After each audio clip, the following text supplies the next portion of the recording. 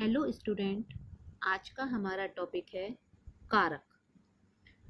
कारक संज्ञा या सर्वनाम के जिस रूप का सीधा संबंध क्रिया से होता है उसे कारक कहते हैं। या यूं कहना चाहिए कि कारक का शाब्दिक अर्थ होता है क्रिया को करने वाला। पर इसको अगर हम सरल शब्दों में देखें तो जैसे कि यहाँ पर कुछ शब्द हैं, रवि, चाकू, फल, काटा। अब रवि, चाकू, फल ये हमारे संज्ञा शब्द हो गए, काटा हमारी क्रिया हो गई। पर ये चारों ही शब्द हमारे वाक्य नहीं कहे जा सकते जब तक कि हम इसमें कुछ शब्दों को ना जोड़ दें। जैसे कि रवि ने, तो यहाँ पर ने आ जाएगा। चाकू से, तो चाकू के बाद से आ जाएगा। फल को, तो यहाँ को आएगा।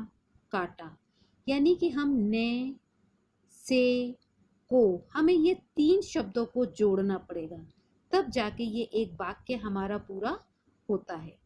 और ये जो शब्द जोड़े जाते हैं वाक्य को पूरा करने के लिए, ये हमारी कारक की विभक्तियां कही जाती हैं, जिनके बिना कोई भी वाक्य कंप्लीट नहीं होता। तो ये हमारा सरल शब्दों में कहा जाए तो ये हमारी कारक और कारक की विभक्तियां हुई। अगर कारक की 8 विभक्तियां हैं, जिसमें है कर्ता कारक, कर्म कारक, करण कारक, संप्रदान कारक, अपादान कारक, संबंध कारक, अधिकरण कारक, संबोधन कारक। ये हमारी कारक के 8 कारक हैं और इनकी विभक्तियां इस प्रकार हैं। जैसे कर्ता की ने, पर कर्ता की ने विभक्ति भूतकाल के वाक्यों में ही जोड़ी जाती है। भूतकाल के वाक्य अगर हमारी क्रिया अकर्मक है तो उसमें ने विभक्ति नहीं आती। कर्म कारक की विभक्ति है को, करण कारक की विभक्ति है से, के द्वारा, संप्रदान कारक की विभक्ति है को, के लिए, अपादान कारक से, संबंध कारक का, की, के, रा, री, रे, अधिकरण कारक में, पर, संबोधन कारक हे, अरे। कारक को समझने के लिए हमको ये टेबल समझना अति आवश्यक है। कर्ता कारक में अगर वाक्य हमारा वर्तमान काल का है तो उसमें ने विभक्ति नहीं आती। कमलेश गाना गाता है, तो इसमें ने विभक्ति नहीं आई। पर कमलेश ने गाना गाया, तो ये हमारा भूतकाल का सेंटेंस हो गया और उसमें हमारी ने विभक्ति आ गई। कर्म कारक, कर्म कारक की विभक्ति है को।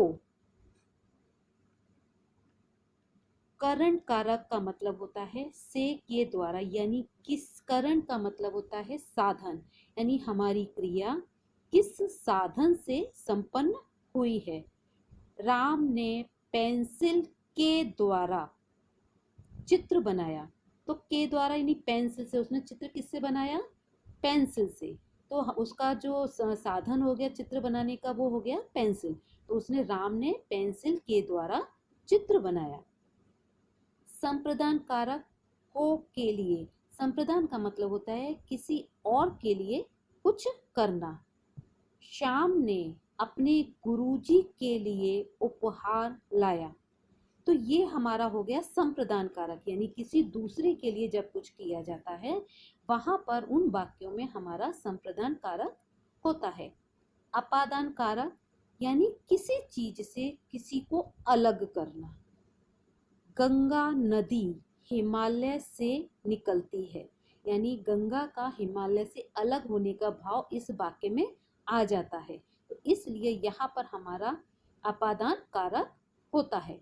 संबंध कारक यानी एक संज्ञा सर्वनाम का किसी दूसरे संज्ञा सर्वनाम से संबंध बताना। लक्ष्मण का भाई राम है, तो यहाँ पर हमारी का विभक्ति आ गई और हमारा लक्ष्मण का राम से संबंध आ गया, तो इसलिए यहाँ पर हमारा संबंध कारक हो जाता है। अधिकरण कारक, अधिकरण कारक में हमें समय और जगह का पता चलता है कि जैसे मैं कहूँ कि मेज के ऊपर या मेज पर चश्मा है, तो वहाँ हमारी पर विभक्ति भी आ जाती है और हमारा स्थान हमें पता चलता है कि हमारा चश्मा कहाँ पर है, मेज पर है, तो इसलिए वहाँ पर हमारा अधिकरण कारक हो जाता है। संबोधन कारक यानी किसी को संबोधन देना, जब हमें किसी का नाम वगैरह पता नहीं होता तो हम संबोधन देते हैं, हे, अरे सुनो, हे इधर आओ, तो ये हमारा संबोधन कारक हो गया। अगर हम इन कारकों को इन वाक्यों में समझने की कोशिश करते हैं, लक्ष्मी ने चारा खा लिया, तो यहाँ पर अगर हम देखें तो हमारी ये ने विभक्ति आ गई, यानी कि ये हमारा कौन सा कारक हो गया, कर्ता कारक। लक्ष्मी ने यानी ये लक्ष्मी ने हमारा कर्ता कारक है। सिरचन छत पर गया है, सिरचन कहाँ गया है, छत पर, यानी कि जगह आ गई यहाँ पर कि सिरचन कहाँ गया, छत पर, तो ये जगह आ गई, इसलिए यहाँ पर हमारा अधिकरण कारक हो जाता है। मानू का दूल्हा इधर आ रहा है, यानी कि मानू का उसका दूल्हा से संबंध जाहिर करता है ये वाक्य, इसलिए ये हमारा का विभक्ति आ गई और यहाँ पर ये हमारा संबंध कारक आ जाता है। अखबार में यह समाचार छपा है, कि समाचार छपने की जगह क्या है, अखबार, तो यहाँ पर ये हमारा अधिकरण कारक आ जाता है। माँ ने सिरचन को खाना दिया, यहाँ पर हमारा माँ ने यानी खाना सिरचन को किसने दिया, माँ ने, तो ये हमारी कर्ता कारक हो जाती है। तो माँ ने यानी ने विभक्ति आ गई और ये हमारा सेंटेंस अगर हम देखें तो हमारा सामान्य भूतकाल का बन जाता है, तो इसलिए यहाँ पर माँ ने यानी ये हमारा कर्ता कारक हो जाता है। इंदौर से हम गोवा गए, यानी हमारा इस सेंटेंस में अगर हम देखें तो हमारा इंदौर से अलग होने का भाव प्रकट होता है कि हम इंदौर से गोवा गए, तो यहाँ पर हमारा कौन सा कारक आ जाएगा, अपादान कारक, क्योंकि यहाँ पर ये पृथक होने का भाव यानी अलग होने का भाव दृष्टिगोचर होता है। करामत ने गाय के लिए सानी तैयार की, कि करामत ने क्या किया, किसी गाय के लिए सानी तैयार की, तो गाय के लिए किसी दूसरे के लिए उसने कुछ किया, इसलिए यहाँ पर हमारा कौन सा कारक आ जाता है, संप्रदान कारक, क्योंकि करामत ने गाय के लिए कुछ किया, इसलिए यहाँ पर हमारा संप्रदान कारक आ जाता है। उमा ने यह पेंटिंग बनाई है, तो उमा ने, तो यहाँ पर उमा ने बनाई है, तो यहाँ पर ये हमारा कौन सा कारक आ जाता है, ये बनाई है, तो ये हमारा सेंटेंस हो गया किसका, पूर्ण वर्तमान काल का। तो पूर्ण वर्तमान काल में हमारी क्रिया हो गई भूतकाल की, इसलिए यहाँ पर ने आ गया, भले सेंटेंस हमारा वर्तमान काल का है पर क्रिया हमारी भूतकाल की होने के कारण यहाँ पर ये ने आया है, तो इसलिए ये हमारा कर्ता कारक हो गया। सोनाबाई का लड़का मेज पर चढ़ गया, सोनाबाई के लड़के के चढ़ने की जगह क्या थी, मेज, मेज पर, यानी कि यहाँ पर हमारा कौन सा कारक हो गया, अधिकरण कारक, क्योंकि लड़के के चढ़ने की जगह क्या थी, मेज। रमजानी ने लक्ष्मी की पीठ सहलाई, अब रमजानी ने लक्ष्मी की पीठ सहलाई, ये हमारा रमजानी ने यानी हमारी कर्ता कारक की विभक्ति है, तो इसलिए रमजानी ने ये हमारा कर्ता कारक हो गया, रमजानी ने ये हमारा कर्ता कारक है। अब ये कुछ वाक्य हैं अभ्यास के लिए। चंद्रमा ने पांडु वर्ण पाया है, अब इसमें भी हमारा चंद्रमा ने, तो यहाँ पर ये हमारी कर्ता कारक आ जाता है।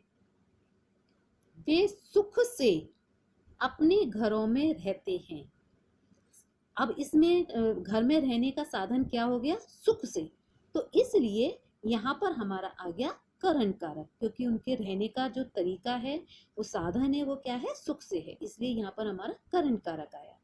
चाची अपने कमरे से निकल रही थी। अब चाची का कमरे से अलग होने का भाव इसमें आ जाता है, तो इसलिए यहाँ पर हमारा अपादान कारक हो जाता है। इसी प्रकार मैं बंडला को खेलकर देखने लगा। आवाज ने मेरा ध्यान बटाया। हमारे शहर में एक कवि हैं, मानू रेल से ससुराल चली गई।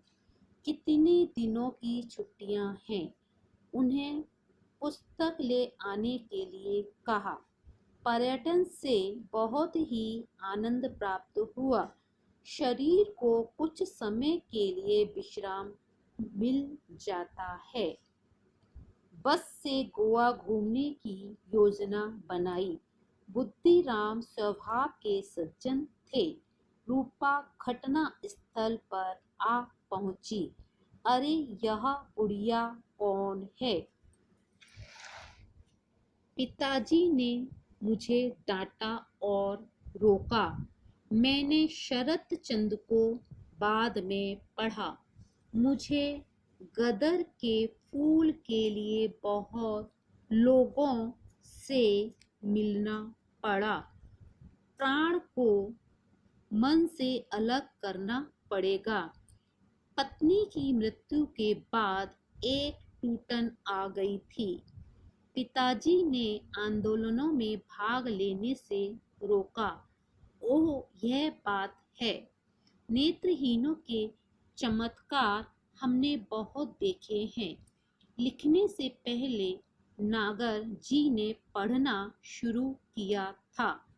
अच्छा हो मर कर अपनी माटी में झर जाऊं, चाहे जिस मालिन से मेरी पंखुड़ियों के रिश्ते जोड़ें। बहन, महिलाओं को संगीत की शिक्षा दें।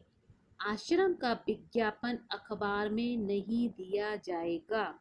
मैंने बाबूजी के कपड़ों की तरफ ध्यान देना शुरू किया। तकिए से रुई नीचे गिर गई। ये आपके अभ्यास के वाक्य हैं, जिन्हें आपको अपनी नोटबुक में नोट डाउन करना है।